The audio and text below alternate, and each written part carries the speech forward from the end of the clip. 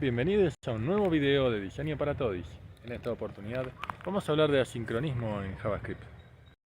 El ejemplo que vamos a utilizar para contarte asincronismo es el siguiente. Queremos ir a comprar un electrodoméstico a un negocio, físicamente, ¿sí? Para lo cual tenemos plata en nuestro bolsillo y los pasos son los siguientes. Vamos al negocio con la plata, nos fijamos si el televisor está en precio. En ese caso lo compramos, nos volvemos en un taxi, remis o cualquier otra aplicación que ustedes quieran con el televisor y con menos plata y nos van a cobrar por el servicio de traslado 500 pesos. Podríamos imaginar una primera implementación sincrónica, es decir, en la clase cliente nosotros conocemos nuestro saldo y el proceso de compra tendría dos pasos, básicamente, porque el ir caminando lo sacaríamos de nuestro modelo. La primera, la transacción de compra, que tendría algunas validaciones. Por ejemplo, que el electrodoméstico esté en el precio. Eso significa que necesitamos saber cuál es el valor máximo que estamos dispuestos a pagar. En este caso es un parámetro, podría ser un atributo dentro del cliente, más o menos da lo mismo. Y necesitamos saber también qué electrodoméstico queremos comprar porque va a determinar obviamente el valor que tiene. También tenemos que validar que haya saldo suficiente, es decir, necesitamos saber que el saldo alcance para comprar el electrodoméstico. Y luego podríamos pensar en volver en taxi, para lo cual tenemos que validar que tengamos suficiente saldo, es decir, podríamos tener un electrodoméstico de 4.700 pesos y nos alcanzaría para comprarlo, si es que para nosotros está en precio, pero no nos alcanzaría para volver en taxi. Es decir, lo que está pasando acá es que asumimos que todo ocurre medio inmediatamente y que no hay demoras en los procesos. Algo que generalmente nosotros solemos esquivar porque es mucho más fácil pensarlo como envíos de mensajes sincrónicos entre los objetos. ¿Qué pasa cuando una operación puede tardar? Lo que empieza a ocurrir es que empezamos a tener demoras, por ejemplo, para realizar la validación o para, por ejemplo, pasar nuestra tarjeta de débito o de crédito para comprar la cosa. Y eso empieza a producir cuellos de botella en lo que nosotros habíamos originalmente pensado como un proceso de compra bastante sencillo. Y si te estás preguntando qué tiene que ver el ejemplo en sí con lo que vamos a ver en el video, te invito a que entendamos cómo es el modelo de la Virtual Machine de JavaScript, en particular de la implementación de Node. Node.js trabaja con un solo hilo. Con un solo hilo de ejecución o thread, y eso significa que cualquier operación que tarde mucho va a estar bloqueando todas las operaciones de ese thread, como vamos a ver a continuación. Aquí estoy abriendo una solapa, una tab del Chrome, y activando las herramientas de desarrollo voy a definir una variable i que inicialmente está en 0 y un inocente while true. De lo que va a hacer es un while true i++. Lo acabo de mandar a ejecutar. Si yo pregunto por la variable i, fíjense que no me está respondiendo, ¿no? Incluso si activo otra solapa aquí y estoy tratando de hacer cualquier tipo de evaluación o definir una variable j igual a 1, no me está respondiendo. La arquitectura de la Virtual Machine de Node tiene el event loop, que es este single thread en donde se ejecutan todas las operaciones sincrónicas, las que sabemos que van a tener una duración acotada. ¿Qué pasa con las operaciones que puedan llegar a tardar? Cuando vamos, por ejemplo, al backend, cuando tenemos que guardar información en el local storage de nuestro navegador o cualquier otra operación cuya duración no conocemos. Aquí sí vamos a tener threads de uso intensivo, pero que van a ir por afuera del thread principal que corre en Node. Entonces, cada una de estas tareas se va a ejecutar en background y cuando terminen van a tener un callback, es decir, una función que va a decir qué es lo que tenemos que hacer con el resultado de la operación y van a entonces a meterse nuevamente dentro del event loop, pero una vez que sepamos que la tarea se completó. Vamos a ver luego un ejemplo puntual, pero imagínate, para darte una idea, que nosotros vamos y buscamos información en la página principal de ciertos elementos, ¿no? De los clientes de nuestra página. Para hacer esa operación vamos a delegar en este thread la tarea 1, donde vamos a pedir cuáles son los clientes activos en este momento. Esa operación puede tardar eventualmente mucho tiempo. Mucho tiempo podrían ser 10 segundos, por ejemplo, 5 segundos, en los cuales aparecen nuevas operaciones que se mandan a ejecutar en background. Cuando nos vuelve la información de cuáles son los clientes activos para la sesión del usuario que está logueado actualmente, se devuelve esa información y en el callback nosotros sabemos entonces que queremos mostrar, renderizar la información, por ejemplo, en un HTML. En ese caso lo que vamos a hacer es poner la función de callback dentro del event loop, sabiendo ahora el JSON, por ejemplo, de los clientes que nosotros queremos mostrar. Ahora te ponemos en contexto dentro de la arquitectura de Node. El event loop es el single thread. El thread pool son todas las operaciones que involucran, por ejemplo, acceso a nuestra base de datos, a un file system, pedidos que van por la red y en general cualquier otra cosa que se va fuera de la virtual machine y que por supuesto puede tardar. Una vez que lo ponemos en el thread pool, vamos a tener un thread aparte para que esta operación se complete, ¿no? E incluso, bueno, a veces cuando llamamos al backend ni siquiera estamos haciendo mucho más que un polling, ¿sí? Están esperando que vuelvan los resultados. Cuando eso ocurre, fíjense que vamos a pasar del thread pool al event queue. Es decir, vamos a ir poniendo en la cola de eventos las funciones que tienen que ejecutar para procesar los resultados que se obtuvieron. Ese event queue forma parte, ¿no?, de la decisión que tenemos que tomar en nuestro event loop. Es decir, el event loop lo que va a hacer es tomar las operaciones que tienen que ejecutar de nuestro programa primero, ¿no?, de las operaciones sincrónicas, y cuando se terminaron de ejecutar esas operaciones sincrónicas, vamos a tomar la cola de eventos y vamos a ejecutar cada una de estas instrucciones, operaciones, funciones, para terminar de completar el proceso de carga de la página. Y aquí tenemos un ejemplo que va a mostrar lo que recién dijimos, y para entender mejor cómo funciona el event loop, tenemos este programita que lo que hace es llamar a una función main, que imprime por consola 1, luego dispara un setTimeout, que vamos a ver ahora qué es lo que termina produciendo dentro de la arquitectura de Node, y por último hace el console log 3. Es decir, cuando nosotros hacemos la llamada a main, esa llamada es sincrónica, ¿no? Es como el envío de un mensaje a un objeto que ocurre en forma sincrónica. Cuando evaluamos la función main, fíjense que console log 1 y console log 3 son también ejecuciones sincrónicas, son operaciones que nosotros sabemos cuánto van a tardar. Por el contrario, lo que pasa con el setTimeout es que el setTimeout difiere la ejecución, por eso necesita pasar como parámetro una función. Esto es lo que simula la llamada, por ejemplo, a un backend, en el cual lo que nosotros podemos hacer es, en lugar de tener una función sin parámetros, podríamos tener una función con los clientes en formato de JSON para recibir, ¿no?, por ejemplo. Pero bueno, como queremos mantener el ejemplo lo más didáctico posible, lo más sencillo, y lo único que hacemos es disparar un timeout de 0 milisegundos, es decir, esto ocurriría tan pronto sea posible, pero fíjense que ese tan pronto lo difiere de manera que primero vamos a evaluar console log 3, ¿sí? Entonces vamos a ejecutarlo para que ustedes me crean.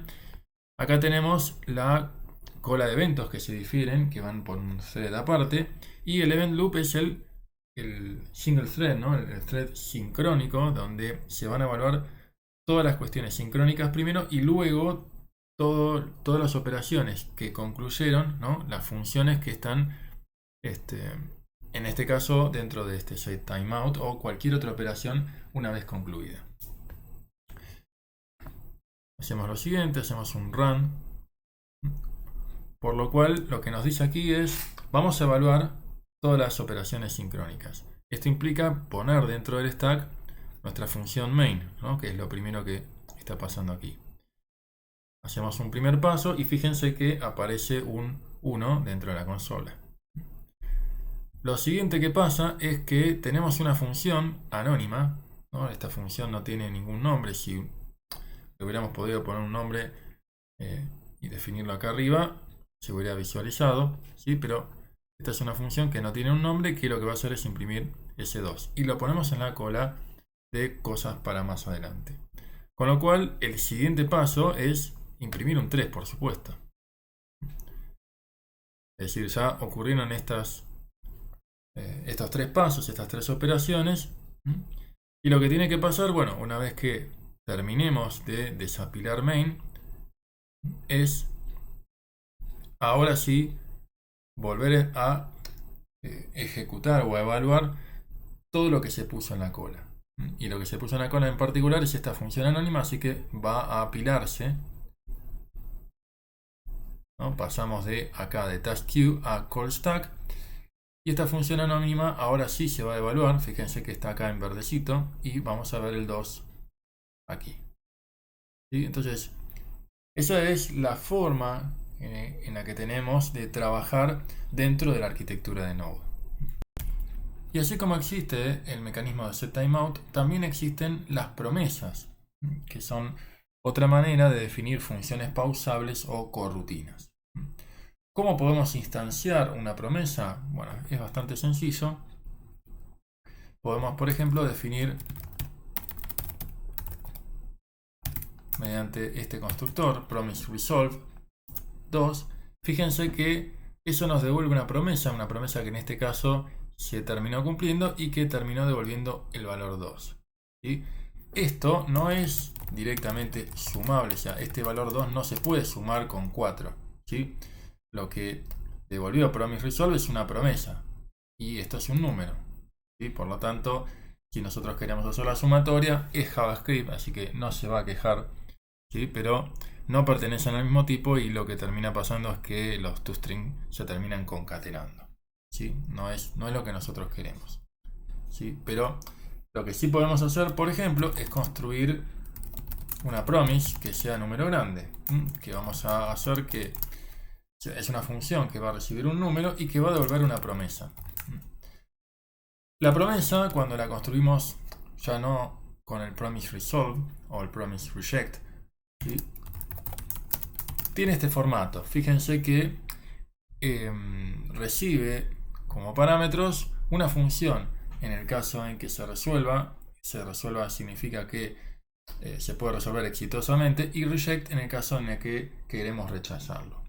¿Sí? En ese caso lo que nosotros vamos a hacer es, si el número es mayor a 100, lo vamos a considerar que está ok el número, y en el caso contrario lo que vamos a hacer es decirle que el número es demasiado chico,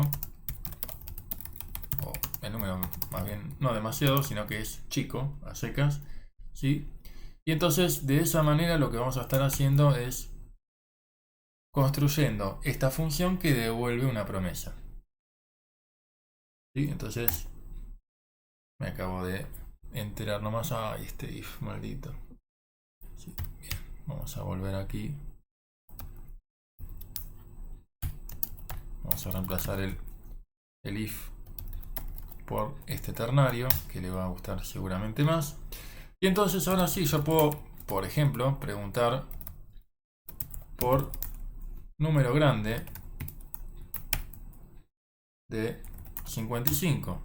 ¿Sí? Fíjense que lo que acaba de pasar es que nos devuelve una promesa que en el primer caso habíamos visto que se había cumplido, fulfilled. En este caso está rechazada, porque el número es chico, ¿no? Entonces, si yo le digo número grande de 101, la promesa no se rechaza, sino que se completa con el valor 101. ¿Sí? Ahora, la pregunta que ustedes seguramente se estarán haciendo es, ¿qué puedo hacer yo con esto? ¿Sí? Es decir, a mí me gustaría recibir ese número y poder sumarlo, por ejemplo. ¿Sí? Perfecto, eso sí se puede hacer, ¿no? Recordemos ahora que tenemos a número grande, ¿sí? Como una función que devuelve una promesa. Entonces, yo puedo evaluar esa función, por ejemplo, número grande de 550, ¿sí? Pero no puedo sumarlo, habíamos dicho, con 100. Pero lo que yo sí puedo hacer es encadenar esa promesa con una nueva promesa. ¿Cómo encadeno la promesa con una nueva promesa? Mediante el mensaje then. ¿Sí? Then lo que hace es va a construir una nueva promise. Y esa promesa recibe como parámetro el valor original. En este caso, nosotros lo vemos aquí porque es sencillo, ¿no? Nosotros estamos construyendo en este caso esa función. Si nosotros le estamos pegando un backend, no tenemos idea lo que va a volvernos de respuesta, ¿no? O sea, estamos a veces haciendo consultas, ¿sí? Y los valores no los vamos a tener, ¿sí? Pero en este caso, como es un ejemplo didáctico, construimos una promesa que devuelve 550, ¿sí? Y que va a recibir en este caso el valor original, y lo que vamos a hacer es devolver el valor original más 100, ¿sí? Entonces vamos a darle enter. Fíjense que eso devuelve una promise que se completa con el valor 650, ¿sí? Es decir, una vez que entramos dentro del mundo de las promesas, dentro del juego de la promesa, y solamente vamos a poder acceder al valor una vez que envolvamos nuestra función original, que era sincrónica, en una función asincrónica, ¿no? Es decir, esta función, que es perfectamente sincrónica, ¿no? O sea, si yo la digo const suma 100, ¿sí? Y lo defino de esta manera, ¿sí? Es una función perfectamente sincrónica. Yo puedo hacer suma 100 de 400 o suma 100 de 3, ¿sí? Es decir, es una función que se evalúa y devuelve un valor concreto, un entero, ¿sí? Ahora, si yo la envuelvo dentro de una promesa, y la envuelvo de muchas maneras, ¿sí? Puedo envolverlo mediante un promise resolve, puedo envolverla construyendo una promesa, ¿sí? Haciendo un new promise, ¿sí? O bien puedo envolverla a partir de este then que construye una nueva promesa. A partir de acá, yo lo que voy a tener siempre es una promesa que se cumple o que se rechaza, ¿no? Porque fíjense que si vuelvo aquí a este ejemplo y le paso número grande de 50, fíjense lo que va a pasar aquí. La promesa no se cumple, sino que se rechaza desde el primer paso porque el número es chico, ¿sí? Entonces, no importa lo que yo quiera hacer aquí, podría incluso encadenar varios valores, ¿no? Y multiplicarlo acá por 2, por ejemplo. Al construir una promesa que se rechaza en la primera función, esto rompe el encadenamiento de las sucesivas promesas, ¿no? Y de la misma manera que pasaba antes, yo puedo seguir encadenando tranquilamente todas las promesas que hay aquí. Fíjense que en el caso de 150 más 100 me da 250, por 2 me da 500, ¿sí? Y lo puedo multiplicar por 4, eso me da 1000, ¿sí? Entonces, esta es la primera forma básica de construir funciones pausables, funciones que se van a terminar evaluando de una manera más sencilla que si utilizáramos los callbacks. Y una última cuestión, fíjense aquí que cuando yo evalúo un número grande de 50, esa función termina generando una promesa rechazada y no se encadenan los then siguientes. Otra cosa que nosotros podemos hacer es trabajar mediante el mensaje catch la construcción de una nueva promesa que en principio viene siendo rechazada. Y hay que tener cuidado a veces porque uno podría sentirse tentado de, bueno, voy a recibir un mensaje de error o voy a recibir ciertos valores, los devuelvo, ¿sí? Ojo, porque esto construye una nueva promesa que en este caso está cumplida, lo cual puede ser algo medio extraño porque puede hacer confundir en nuestra UI de que las operaciones se completaron exitosamente y no va a ser el caso, ¿sí? Repasemos el ciclo de vida que tiene una promise. Cuando nosotros la creamos, pasa a estar en estado pendiente.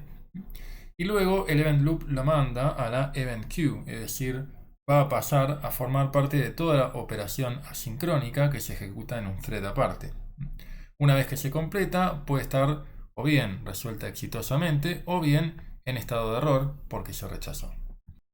Otra cosa súper importante es recordar que cuando nosotros tenemos una promesa y utilizamos el mensaje then o bien el catch para tomar la información de la promesa una vez resuelta exitosamente o rechazada, eso construye una nueva promesa.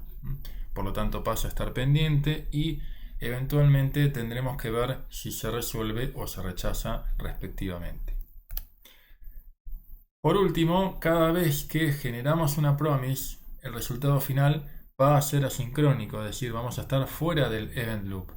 Esto hay que tener en cuenta especialmente cuando nosotros construimos un main o bien cuando nosotros estamos haciendo procesamiento dentro de nuestra UI.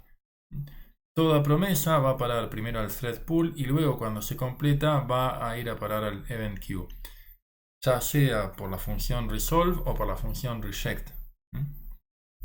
Volviendo al ejemplo del electrodoméstico, vamos a modelar la compra y la vuelta en taxi como operaciones asincrónicas. Estamos en Visual Studio Code viendo la solución sincrónica, para lo cual veamos que el proceso de compra está modelando la compra propiamente dicha y el hecho de volver en taxi. Para la compra tenemos que tener en cuenta dos validaciones. La primera se delega al electrodoméstico, que es la plata que sale el electrodoméstico no excede el valor máximo que estamos dispuestos a pagar. Por otra parte, cada vez que nosotros gastamos tenemos que verificar que tengamos suficiente saldo, es decir, tengamos suficiente plata en el bolsillo. Por último, el hecho de volver en taxi fija en 500 pesos el gasto. Por el momento no lo tenemos en ninguna variable. ¿Esto qué nos lleva a la parte de testing? El caso feliz, en el cual el electrodoméstico vale 3.800 y estamos dispuestos a pagar hasta 4.000. Eso es menos del saldo que nosotros tenemos y también nos alcanza para volvernos en taxi y hasta nos quedan 700 pesos. Después podemos tener una compra exitosa, pero en el cual tenemos que volver con nuestro televisor a cuestas. ¿Por qué? Porque el televisor sale 4.600 y no nos alcanza, nos quedan 400 pesos de saldo, no nos alcanza para ir en taxi. Así que aquí lo que estamos esperando es que se lance una excepción y que nos quede de saldo 400 pesos. Fíjense que no rollbackeamos la compra, sino que lo que hacemos es, volvernos caminando. Aquí tenemos una primera compra fallida. En este caso es porque no nos alcanza la plata, ¿no? Estamos dispuestos a pagar hasta 6.000 pesos por este Smart TV y sin embargo, sale 5.100, que es más del saldo que tengo. Y por último tenemos la compra fallida, en el cual tengo plata, pero está por encima. En realidad, no es que tengo plata, podríamos pensar, este caso es un poquito mejor, ¿no? Que implica que el televisor sale 3.100, pero no estoy dispuesto a pagar más de 3.000 por él, ¿no? Entonces aquí vemos cómo tenemos en total 4 clases de equivalencia y tenemos que poner manos a la obra para pasar esto a un formato asincrónico. Muy bien, estoy dentro de Visual Studio Code, en particular dentro de mis clases de dominio, electrodoméstico y cliente, y vamos a empezar a asumir que la validación de la compra de un electrodoméstico es una operación que podría tardar. Entonces, ¿qué tenemos que hacer? Convertirla en una función pausable, una corrutina. Mediante el uso de las promises, eso se puede lograr, ¿sí? Es una de las técnicas que estamos viendo en este momento. Entonces, el validar compra, ese método, ya no es void, sino que devuelve una promise de void, ¿sí? Fíjense que devuelve promise de void, con lo cual acá está faltando un return, ¿sí? Cosa súper importante es entender que el void como método asincrónico no necesita return, pero el promise void, ¿sí? Es decir, un método asincrónico que está encerrado dentro de una promise tiene que devolver algo. Y ese devolver algo se logra mediante una instrucción return. ¿Sí? Por lo tanto, lo que vamos a hacer es envolver todo este if, ¿sí?, dentro de una promise. Hemos visto varias formas de construir una promesa, ¿no? Promise resolve, promise reject, ¿sí?, y new promise, que permite trabajar tanto con el resolve como con el reject, como funciones que manejan el caso feliz y el caso por error respectivamente. Una vez que tenemos esta variante, ¿sí?, vamos a encerrar entre llaves, lo que implica que, recordemos, cuando nosotros encerramos esta lambda entre llaves, no estamos devolviendo nada a menos que explícitamente estemos enviando una expresión, ¿sí?, estemos evaluando una expresión. Y en este caso particular, ¿sí?, fíjense que lo que estábamos haciendo aquí es evaluar este if, ¿no?, sobre si la plata es mayor que el valor que estamos dispuestos a pagar por el electrodoméstico, y en ese caso tirábamos un error. Pero ahora estamos en el contexto de un método asincrónico, estamos en el contexto de una promise, así que lo que deberíamos hacer es rechazar la promesa en lugar de tirar una excepción, ¿sí? El mecanismo throw exceptions, ¿sí?, funciona dentro del contexto sincrónico. Bien, este es el caso por error, ¿no? Es el que justamente estamos necesitando. Pero, ¿qué pasa si el if pasó correctamente? Una cosa importante es marcar mediante la llamada a resolve, y esa función nos está diciendo, bueno, esta promise se completó, si no, la promesa va a quedar sin resolver. Cosa súper importante, ¿no? Cómo juegan las llaves por un lado, y además el hecho de acordarse de hacer un promise reject o un promise resolve para poder encadenar correctamente las promesas. Sigamos entonces con la clase cliente. En particular vamos a ir al método gastar y lo vamos a convertir en asincrónico. Recordemos, este método es un método interno que sirve tanto para comprar un electrodoméstico como para pagar el taxi.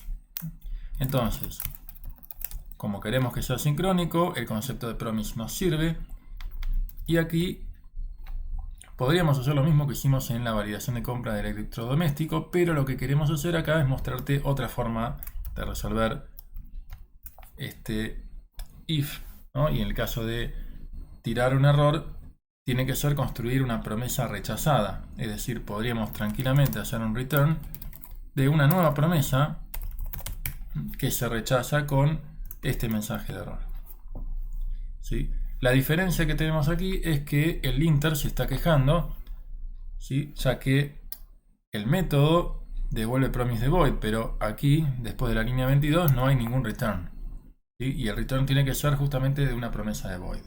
Por lo tanto, lo que vamos a hacer es devolver una promesa resuelta exitosamente, y ahí sí, fíjense cómo pasa perfectamente la validación del linter. La diferencia es simplemente de sintaxis, de syntactic sugars. Hay gente que prefiere ya tenerlo envuelto en una lambda. Fíjense que eso también ayuda a tener todo encerrado en la misma lambda. Esto también permite que haya menos chirimbolos, menos símbolos, ¿sí? Así que te dejamos ambas variantes para que uses la que vos te gusta, ¿sí? Lo importante siempre es entender que tanto en la variante feliz como en la variante por error tenemos que devolver una nueva promesa rechazada o cumplida. ¿Qué sucede ahora con el método comprar? Fíjense que tanto la validación de la compra de nuestro electrodoméstico como el hecho de gastar son ahora dos métodos asincrónicos. Por lo tanto, no puedo pensar en que este método sea sincrónico, ¿no? El hecho de que un método se vuelva asincrónico hace que todos los métodos que tienen dependencia con el método asincrónico se vuelven a su vez asincrónicos, ¿no? Recordemos que cuando yo entro dentro de la modalidad asincrónica, cuando entro dentro de una promise, lo que voy a tener que hacer es resolverla dentro del contexto de esa promise, ¿no? Ya no puedo volver al modo sincrónico. Entonces, por supuesto, esto va a ser promise void, pero además lo que necesito en este caso es resolver tanto la validación de la compra como el gastar en forma secuencial, es decir, no pueden ser cosas que ocurran en paralelo, porque si yo mando a validar la compra y no quiero comprar esa cosa porque me parece que está muy cara, ¿sí?, la voy a comprar igual porque ya en otro hilo estoy gastando esa cosa que mientras tenga plata lo voy a hacer, ¿sí? Entonces, una cosa importante a la hora de comprar es, bueno, voy a tener que encadenar mediante den la construcción de cada una de estas promesas. Entonces, primero, vamos a construir mediante un promise resolve, ¿sí? Podemos construir una promesa que se cumple y empezar a encadenarla mediante un den, ¿sí? Esta es una de las primeras variantes. Después, en todo caso, pasamos a una segunda. Entonces, ¿qué es lo que tenemos que hacer aquí? La gran duda es, ¿ponemos llaves, ¿sí?, o no ponemos llaves? La cuestión es la siguiente, ¿no? Yo luego de este último den, luego de este den, quiero tener otro den, ¿no? Supongamos que también pongo llaves, ¿sí? Eso es un problema, ¿sí? ¿Por qué? Recordemos que una lambda que está encerrada entre llaves es una lambda que, en este caso, no tiene ningún parámetro y no está devolviendo nada, ¿sí? Salvo que, a menos que explícitamente hagamos esto, ¿no? Hagamos un return, ¿sí? Y recordemos la diferencia entre void, que tranquilamente puede estar encerrado entre llaves aquí cualquier expresión, ¿sí? Y si esa expresión es void, está todo bien, no pasa nada, ¿sí? Ahora, si yo estoy esperando utilizar lo que devuelva esta expresión dentro de, por ejemplo, este den, bueno, ahí voy a tener un problemita, ¿sí? O sea, el problema que podemos tener es qué pasa cuando la validación de la compra falla, ¿sí? Porque en ese caso no vamos a estar devolviendo promesas ni cumplidas ni rechazadas. En el caso de la validación de la compra, no estar devolviendo esa promesa no nos sirve para mucho, porque en realidad lo único que queremos saber es si la validación pasa, ¿no? Pero en el caso de que se rechace, ese rechazo no va a poder ser capturado luego por ejemplo, el test, y acá vamos a tener un gran problema. Entonces, ¿qué es lo que tenemos que hacer? O bien utilizar el return, o bien la segunda variante, que es, reconozco, un poquito confusa, es sacar. Es confusa, ¿por qué? Porque es muy fácil ponerle las llaves a esta lambda y olvidarse de que no estamos devolviendo nada, ¿no? En este caso acá sí estamos devolviendo, ¿no? Porque estamos recibiendo ningún parámetro y estamos devolviendo una promise de void, ¿no? Porque validar compra justamente hace eso, ¿sí? Pero súper importante recordar esto para que después no tengamos problemas. Lo último que tenemos que hacer aquí, bueno, por supuesto, es volver en taxi. Se puede resolver facilón, ¿no? Esto es un promise de void, con lo cual tenemos que hacer un return promise resolve y podemos resolver lo que nos diga dis.gastar, ¿no? De nuevo, si esto es promise de void, simplemente estamos aprovechando para resolver esa promesa y ya, ¿sí? No parece ser muy importante lo que devuelva, pero si el gastar se rompe, por ejemplo, porque no tengo suficiente saldo, es importante poder devolver esa promesa rechazada para que el test haga el catch correspondiente, ¿sí? Como vamos a ver. Bueno, y lo último que tenemos que hacer aquí es, nuevamente aquí, pedirle que se devuelva una promesa. Promise resolve, bueno, recién lo vimos, ¿no? Podemos resolver y envolver aquí esta primera promesa. Podríamos hacerlo así, tuc.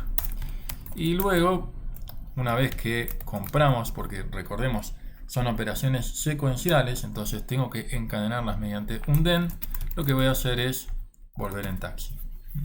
Para lo cual, súper importante, nuevamente, no poner las llaves o poner las llaves, pero acordarse también de poner el return. Y antes de pasar a los test, quería mostrarte, para ayudarnos a entender mejor cómo funciona el mecanismo de event loop, el event queue y el call stack, simplificando aquí el hecho de no tener una clase cliente, simplemente para reducir el número de pasos de las cosas que se van encolando. Pero fíjate que es básicamente el hecho de comprar una cosa y luego ir en taxi. Está más o menos representado aquí. No tenemos un cliente, pero tenemos un saldo. Al comprar una cosa le pedimos cuál es el valor de esa cosa. Esa cosa es un objeto que se construye acá en forma ad hoc, ¿no? Construyo un objeto heladera, en este caso yo lo nombro heladera, tiene un método valor que devuelve 2000. Entonces vamos a hacer la compra de la heladera, luego iremos en taxi y por último vamos a estar mostrando el saldo. Para que veas también cómo el mecanismo de promises se va encolando dentro del event queue, vamos a mostrar el saldo luego de haber encolado las promesas, ¿no? Con lo cual, si todo sale como nosotros dijimos, cuando muestre la palabra arranca tendría que quedar el saldo 5000. Por más que hayamos pedido aquí en este programa de construir una promise para comprar la heladera e ir en taxi, ¿sí? Cuando termine la compra y el viaje en taxi, vamos a estar visualizando el saldo. Entonces, demos la run nomás. Se empieza a evaluar el script en forma sincrónica, por supuesto. Se llama main, ¿sí? Se apila main. Aparece la primera función, que es la que construye la heladera. Luego la consola está mostrando que efectivamente, no les mentí, el saldo es 5000, pese a que se encolaron las promises, ¿sí? En el siguiente paso, lo que vamos a hacer es correr todas las microtasks, es decir, todas las promesas que están encoladas. Entonces, comenzamos con esta función que no tiene nombre, pero aquí la vemos, ¿no? Es la lambda que va a comprar la heladera. Entonces se llama a comprar la cosa. Entonces estamos apilando la función. Aquí vamos a mostrar que estamos dentro de la función comprar. Descontamos el saldo y luego desapilamos la compra para pasar a la siguiente promise. La siguiente promise es ir en taxi. Perfecto, hasta aquí. Ya vamos entonces a apilar la función ir en taxi. Eso va a estar mostrando en la consola ir en taxi y descontará el saldo. Por último, tenemos que apilar esta última lambda que va a mostrar el saldo, como vemos aquí, que es de 2500, ¿no? 5000 menos 2000 menos 500. Con lo cual, eso es básicamente lo que queremos transmitirles a nuestros test. Pasemos entonces a ellos. Vamos a comentar todos los otros tests por el momento. Nos vamos a concentrar únicamente en el primero de los tests, la compra exitosa de un Smart TV. Fíjense acá que estamos pasando el electrodoméstico, además del nombre, cuál es el valor máximo que estamos dispuestos a pagar, que es 4000. El costo de ese Smart TV es de 3800, con lo cual nos quedan, con los 500 pesos de taxi, 700 pesos de saldo, así que esto estaría perfecto para nosotros, ¿sí? ¿Cuál es el único tema? Bueno, si yo cambio esto y mando a ejecutar los tests,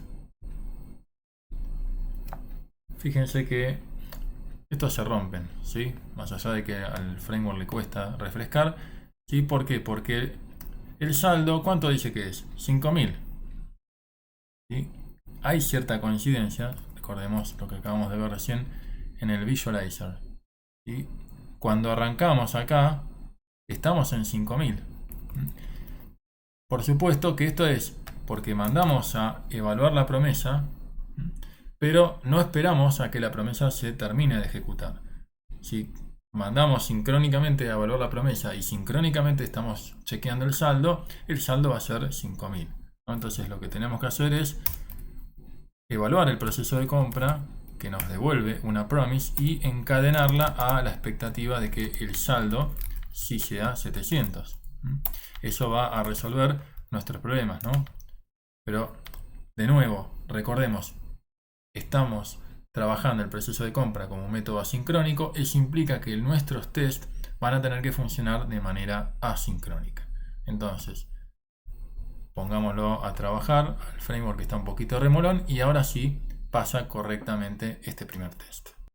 Pasemos a nuestro segundo test. Una compra exitosa de un Smart TV de 4600, pero que me deja sin plata para el taxi. Recordemos que yo tengo 5000 inicialmente, si me quedan 400 me tengo que volver caminando.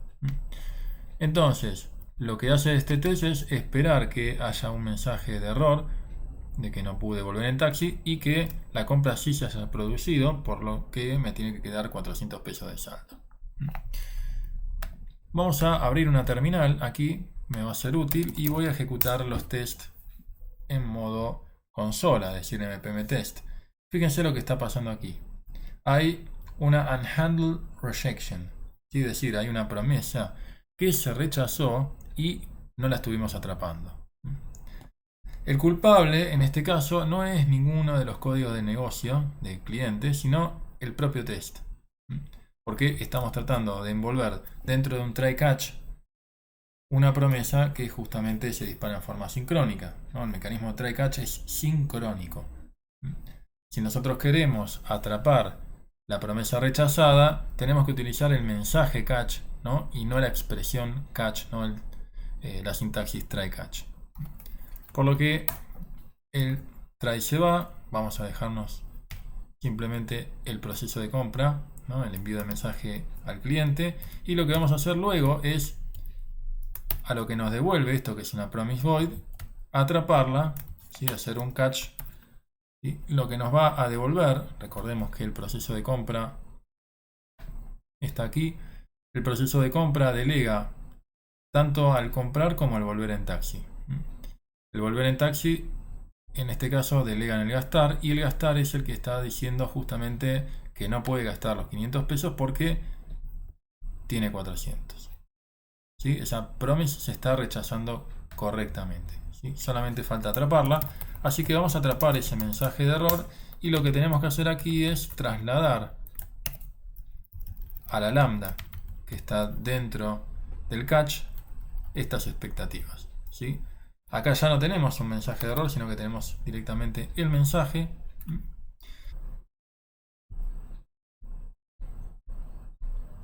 Bien, lo vamos a dejar así, después lo cambiamos. Y vamos a volver a ejecutar el test, a ver qué pasa.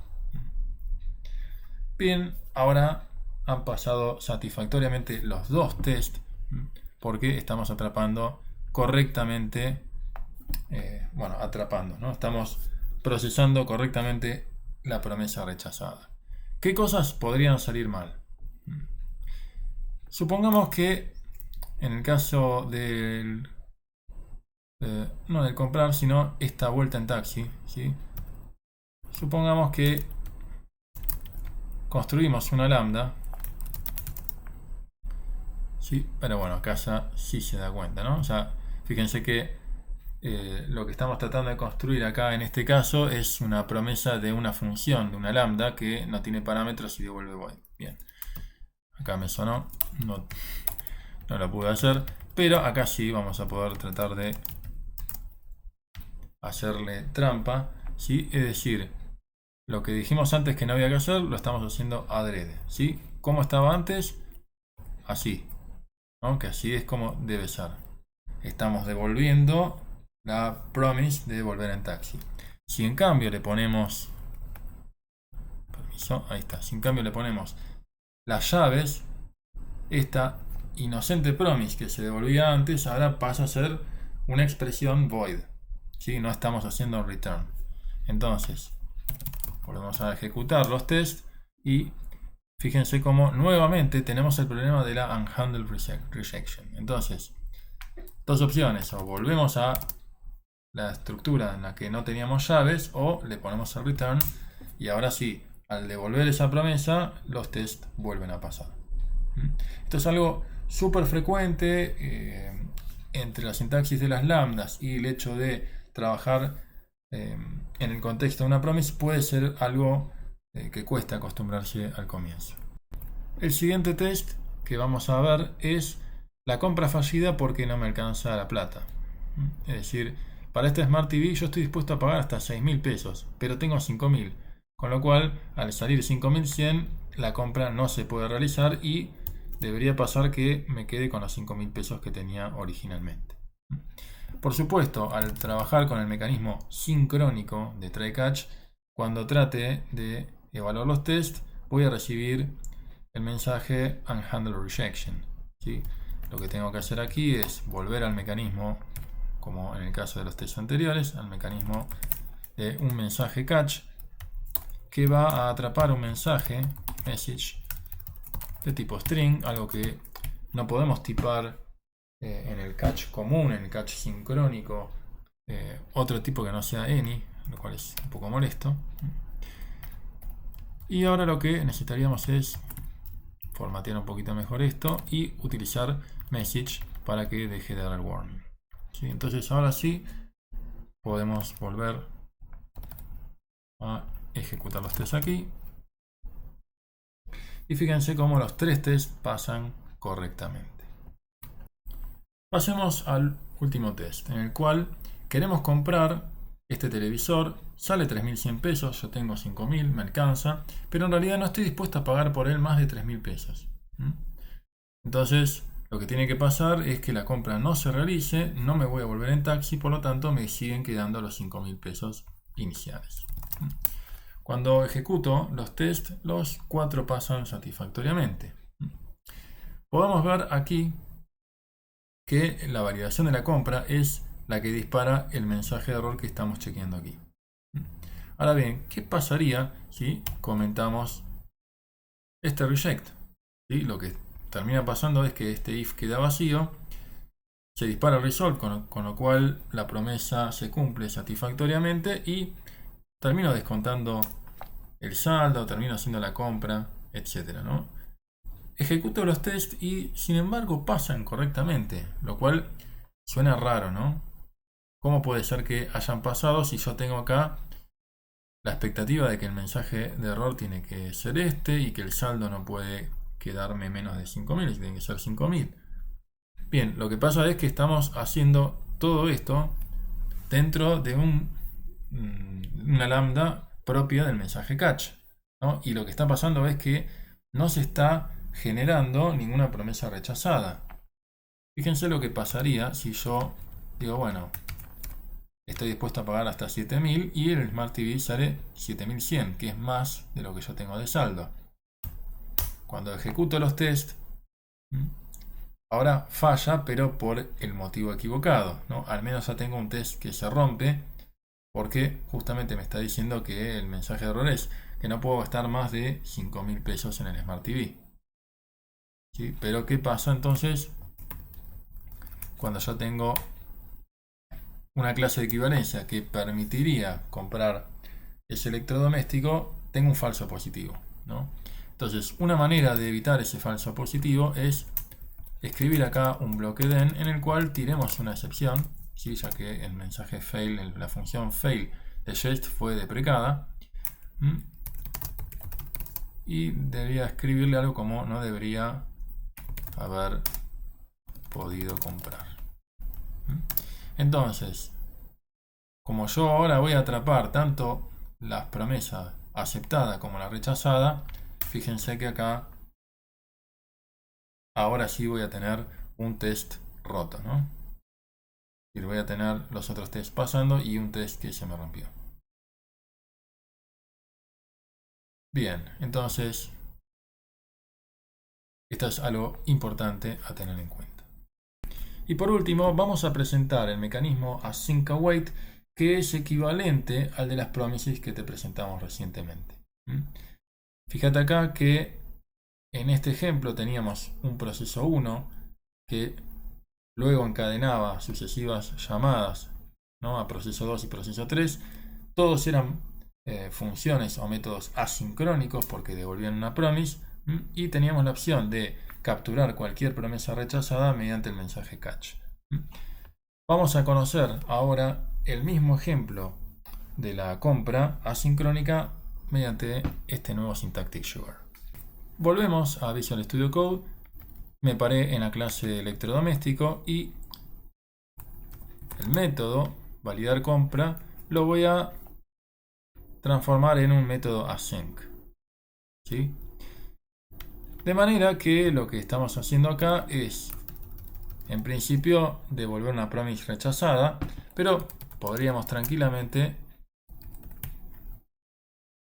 tirar una excepción, es decir, lanzar una excepción mediante el mecanismo usual, sincrónico, con el que nosotros habíamos estado trabajando. Y este resolve ya no es necesario, ¿sí? Por supuesto, no necesitamos hacer tampoco este return, ¿sí? Con lo cual, una vez que resolvemos los problemas de indentación molestos del linter, fíjense que el método con la variante async nos queda prácticamente igual al formato sincrónico, solamente que, bueno, tiene esta pequeña gran diferencia, ¿no? El prefijo async y tipamos el método de retorno como promise void, ¿no? Esto nuevamente es un syntactic sugar. Lo que estamos haciendo under the hood, ¿no? O por abajo de la alfombra, lo que termina pasando es que este throw new error se termina encerrando como una promise rechazada. Lo mismo tenemos que hacer aquí en el caso del gastar, ¿no? Tenemos que no devolver una promise, sino lanzar un error que nos indique que no puede gastar más de lo que tiene el saldo, y también es bastante conveniente porque desaparece la necesidad de utilizar el return aquí. Lo mismo va a pasar en el comprar. Como acá lo que está pasando es que son todos promise void, no tenemos demasiada necesidad de hacer nada. Si en el caso de gastar estuviéramos devolviendo algo como por ejemplo el nuevo saldo, ¿sí? Eso podría hacerse de esta manera, ¿no? Return this.saldo. No tiene sentido, vamos a hacer que devuelva el valor mejor. Por supuesto se está quejando porque debería asociarse a un promise de number, ¿no? Esto lo puedo hacer acá. Y si yo quisiera podría devolver el valor, ¿no? ¿Y cómo quedaría esto? Bueno, bastante más simple. Solamente nos queda volver a la variante anterior, ¿sí? Pero, ¿qué pasa? Esta es la variante sincrónica, ¿no? Si queremos llamar en forma asincrónica, acá tenemos que agregarle la palabrita await. Y si te estás preguntando, por ejemplo, ¿qué pasaría acá con lo que retorna como promesa gastar? Es decir, retorna una promesa de number. Lo que originalmente esto era... O sea, yo tenía que ponerlo, envolverlo dentro de un den, ¿no? O sea, esto va a estar rompiéndose. Pero si yo hacía esto, después eventualmente lo que podía hacer era capturar el resultado, ¿no? Result, ¿no? Y hacer algo. Podría ser result más 2 o cualquier otra cosa, ¿no? Como habíamos hecho en el ejemplo de los números. Bueno, saquemos todo esto, ¿sí? Lo que podemos hacer con el formato await es muy sencillo. Const result es igual a de await de this.gastar. ¿Sí? Es decir, lo que podemos hacer es casi volviendo al formato sincrónico, pero tenemos que agregarle la palabrita await y, por supuesto, al utilizar await, nuestro método o nuestra función tiene que ser asincrónica, ¿no? Si nosotros sacamos la palabra async en el método comprar, lo que termina pasando es que el linter se va a quejar de que solamente podemos utilizar el mecanismo de await dentro de una función o un método sincrónico. Acabo de cambiar el método gastar para que vuelva a su definición original de promise void. Con lo cual, fijémonos aquí en el método volver en taxi. Lo vamos a transformar a async, de manera que vamos a envolver dentro de una await el hecho de gastar en el taxi propiamente dicho. En cuanto al proceso de compra, son dos pasos, ¿no? Por un lado, el hecho de comprar el electrodoméstico y luego volvernos en taxi.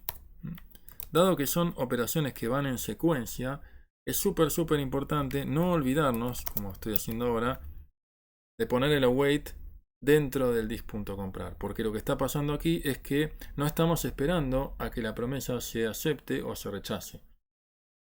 Esto tiene efectos, por ejemplo, de que si yo no quiero comprar el electrodoméstico o no tengo suficiente saldo, me estoy volviendo en taxi de todas maneras.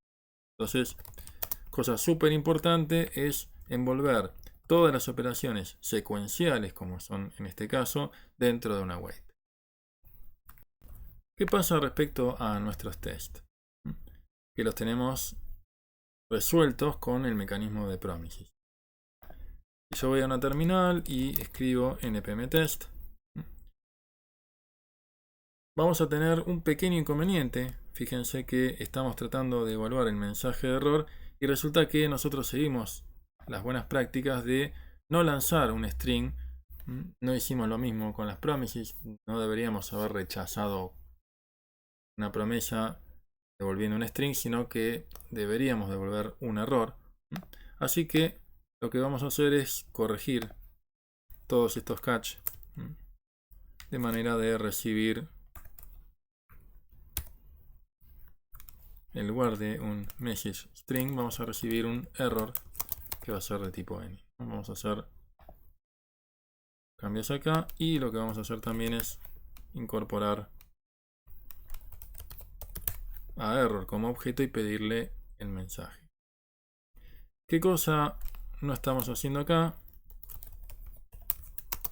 Que deberíamos, quizás, es tipar error de una manera un poco más copada. ¿Sí? Es decir, podríamos decirle que es un tipo que incluye un atributo message, pero el video se me va a estar alargando todavía más.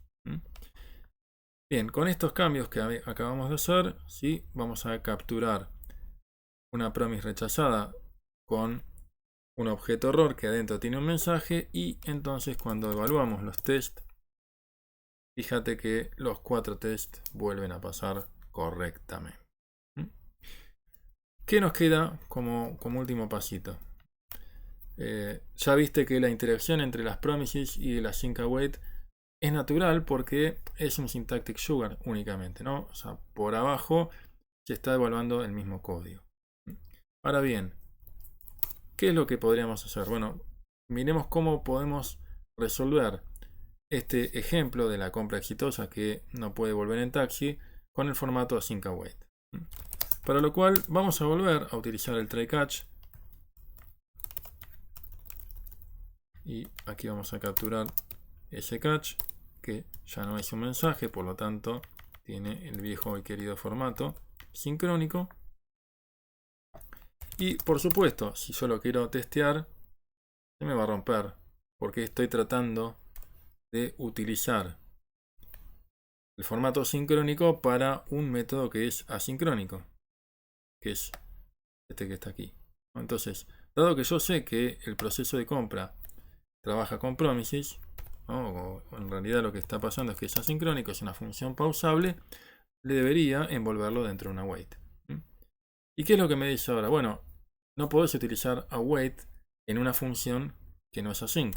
Entonces lo que voy a hacer es utilizar el quick fix y agregarle a la lambda de mi test el mecanismo de async. ¿Sí? Entonces ahora sí ya no se queja.